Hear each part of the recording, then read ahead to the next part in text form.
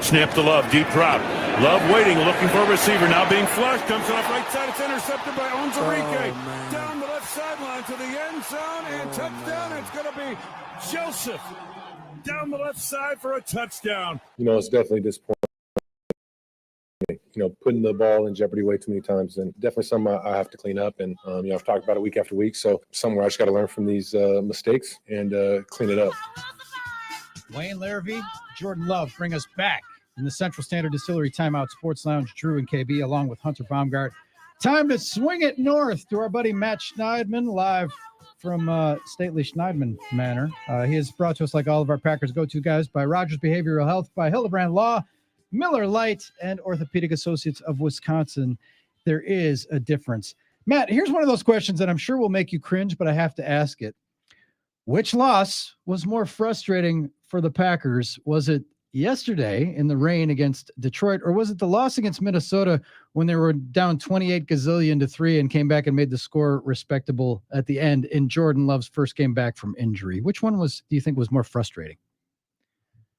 Well, before I answer that, I think the reason Hunter and I were both just laughing is because Drew covered his entire camera with the ad read. We're trying to see your face, Drew. Yes. Oh, no one needs to see my mug. We're live right now. We are live, YouTube and Twitter. That's the way Schneidman rolls. We don't. We're not ready for primetime. I would say last night is probably more frustrating for the Packers because, sure, they got down in an early deficit. That was just being outplayed. And even then, they made it a game. They showed fight. They lost by 2 and they missed 2 field goals. So is that game frustrating? Absolutely, with how poorly they started. But there were at least more good things to take away. This game, you just beat yourself. And I think that's more frustrating. The Lions didn't manhandle or just out-talent the Packers. The Packers just repeatedly shot themselves in the foot. And I think the knowledge that they're capable of so much better, but haven't been able to find that, whether it's the penalties, the Jordan Love interceptions, the drops, that has to grind their gears way more than just being the worst team, which they are, but for a different reason than just not having as much talent. 10 penalties. Yeah, 10 penalties is pretty nuts. So did you find that Detroit team, the Lions, to be a little chippy? Yeah, absolutely. But that's football. That's part of the game. They're kind of agitators a little bit. Even going back to Amon-Ra St. Brown's sweatshirt, that was not grammatically correct. Walking into the stadium, like the best quote that I saw was a tweet that said, "Did he get that at Temu? They can't even spell Green Bay right." I mean, but guess what? You're allowed to do stuff like that when you're as good as he is and when you're as good as they are. I know Packer fans don't like that, but that's just the matter of fact. Are they chippy? Yeah. There was a video of James Houston maybe giving a little extra pull to Jordan Love's leg when he was on the ground. Kindle Vildor is seemingly getting in Keyshawn Nixon's grill to draw a 15-yard unnecessary roughness penalty on the opening kickoff. But guess what? The Packers have to make sure that stuff doesn't get to them. And last night, it was not only, that Vildor thing to draw the penalty, but they couldn't brave the elements. I was asking folks about about the drops and the new gloves that allow you to make Spider-Man one-handed Odell Beckham type catches when they get wet. Are they worthless? Because a lot of balls were slipping through fingers, and I'm just wondering if that's an equipment thing you can address for us. No, I don't think it is. I'd have to do a team-by-team glove comparison, but that's just a lack of focus, a lack of technique, a lack of skill. But it's a bye week. You got time. Not right now. No? Okay. All right. It's insane, the drops comparisons. The Lions, through 8, how many games have they played? 8 games. They're 7-1. They have 1 drop all season. 1 drop all season. The Packers have 20, and by my count, had 6 last night. Yeah, the Lions had 4 incompletions. The Packers had 6 drops. Yeah. Oh, yeah. That's stark. But the Lions offense, and I'm not taking anything away from them because I think it's brilliant, but it is very, I don't want to say vanilla, but a lot of those completions are between the numbers with a guy who's just open on a little cross or an in and for 5 yards, and let's keep moving the chains and stuff. Goff isn't like, he doesn't throw they don't take as many shots as the Packers do. I don't think. No, and perhaps part of that was the conditions. Perhaps part of that was they've seen what Xavier McKinney has done to teams when they do take shots deep, especially over the middle of the field and even to the sideline when he ranges over and plays a good center field. I think the Lions, I wouldn't call it a simple offense. I would probably say it's complex, but they make it look simple because of how good they are at executing it. A lot of guys, like you said, Drew, are wide open. They scheme guys open really well. The designs are good. There was one yesterday. I forget exactly what it was. It was a completion to St. Brown, like behind the line of scrimmage. And they just had a blocker perfectly set up. And it wasn't necessarily a screen pass. It was like a misdirection play or something. Yes. Yeah. You know what I'm talking about. Yes, I told Billy, I'm like, that's a good design right there. Yeah, and it was just an easy first down. Like they make everything look easy. And one of the Montgomery touchdown, he's untouched, right? I mean, just like the Gibbs touchdown. Because Penei Sewell flattens Preston Smith and clears that lane, and then McKinney and Quay Walker are too slow to react. Yes. Is it silly of me to say that the Packers missed Evan Williams more than Jair yesterday? Because I don't know. Really good, I think, dang, if you could have one of them, the way Evan Williams is so good and so sure, you would have Jair in the run game. You take Jair. You would take Jair because the Packers actually weren't that bad against the run. Just visually, it looked like they were. But the final numbers, let me pull them up real quick. The Lions only averaged 3.9 yards per carry, 32 carries for 124 yards. There was, it seems like more because that 15-yard touchdown run on fourth down when he wasn't touched.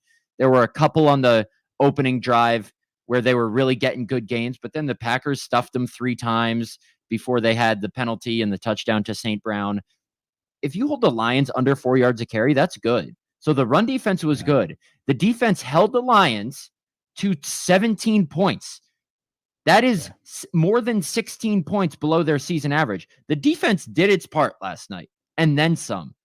The offense, as I still need to get a new mount for my phone because it slips every single night.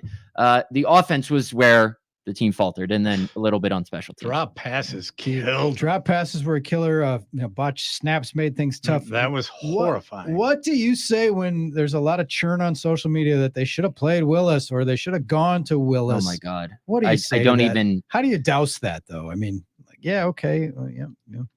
You just look past it. It's silly. The 2 games Jordan Love has immediately come back from injuries in are the Vikings and the Lions, who just so happen to be 2 of the better teams in the NFL. Are the injuries affecting him a little bit? Maybe. Is there pressure on the staff to play the guy who's making $55 million a year? Maybe. But guess what? They're going to put the guy out there who they think gives them the best chance to win.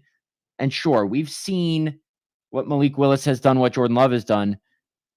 But I think something that we need to do is trust the coaching staff and the head coach, who has proven to be one of the best offensive minds in football, and trust the decision that he makes when it comes to which quarterback gives them the best chance to win.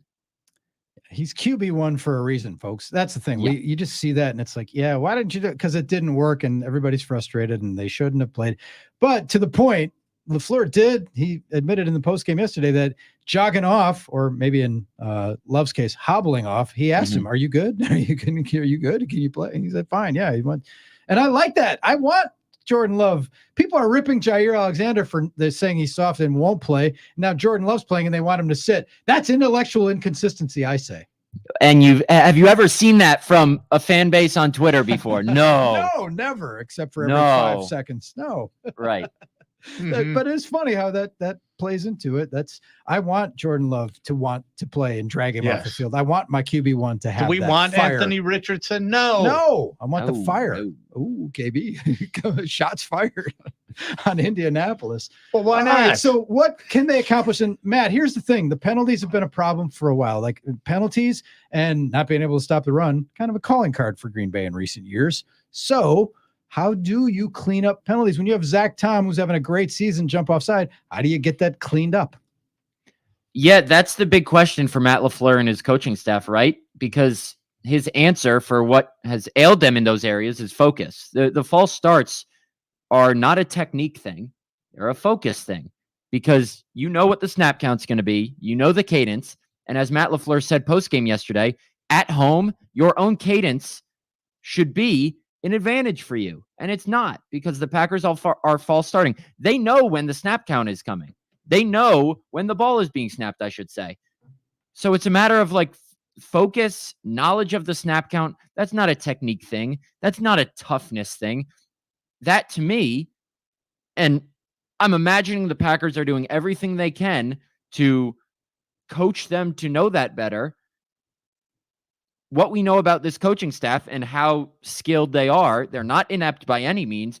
They've probably exhausted and turned over every stone to make sure that they get rid of these false starts. They're going to happen sometimes. They shouldn't be happening as much as they do. To me, I put that more on the players. You know, the unnecessary roughness stuff and the unsportsmanlike stuff, and maybe even some of the pre-snap stuff, you can put on the coaching staff and overall discipline, but at some point, the players just got to execute it.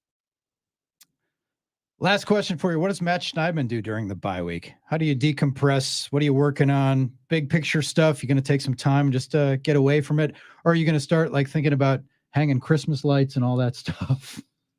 No, considering I got pumpkins for Halloween the morning of Halloween, I'm probably not going to. I might get a Christmas tree this year. Actually, I definitely will, since I own a house now. But I'm going to do my show every night. I'm going to go to Planet Fitness on the west side of Green Bay. And then the other hours of the day, that's to be decided. Watch film. Yeah, right. No, maybe a little bit. Maybe a little bit. Well, all right. Well, take it easy. We enjoy chatting with you. We'll catch up with you as the week moves forward. It was it was deflating, but we went through and we opened the show talking about, look where they are year over year. Last year, it was on this date last year, they were 2-5, beat the Rams, lost to Pittsburgh. They were 3-6, and we didn't know what the hell was going to happen. And they had a pretty good second half. So a lot of ball game left, but I'd rather be 6-3 than 3-6. Call me crazy. It's easy to critique the Packers, and they deserve it after yesterday's game, and they certainly have their flaws. But it's also fair to recognize that a lot of teams would trade places with them right now. Absolutely. Ask Dallas, Cincinnati, New Orleans, and a lot of teams. Absolutely. You're right. Matt, thanks for joining us. Have a great week. We'll talk to you tomorrow, I'm sure. Yes, sir. Thanks, guys. All right. Matt Schneidman, The Athletic.